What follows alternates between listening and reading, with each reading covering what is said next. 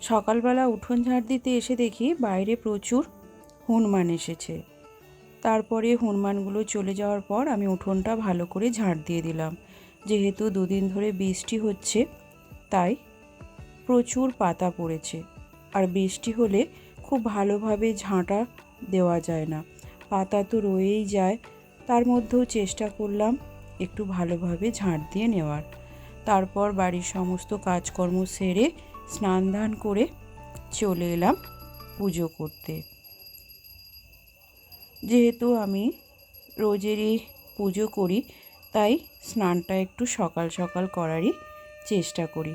বিকেলেও একবার স্নান করি খাওয়া দাওয়ার পর, কিন্তু সকালেও একবার ভালো করে স্নান করে নিই। পুজো সেরে এবার চলে এলাম রান্নাঘরে রান্না করতে।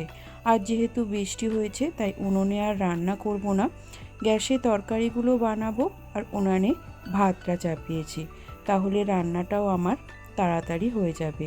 একদিকে আলু সেদ্ধ হতে বসিয়েছি, আর উনুন ধরাতে ধরাতে আমি ডালটা প্রেসার কুকারে সিটি দিয়েই নিয়েছিলাম। এবার আমি এখন ডালটা সাঁতলে নেব। আমার এই ছোট্ট মিনি ব্লগ ভিডিও তোমাদের কেমন লাগে কমেন্ট বক্সে জানিও। যদি ভালো লাগে লাইক শেয়ার অ্যান্ড সাবস্ক্রাইব করে রেখো।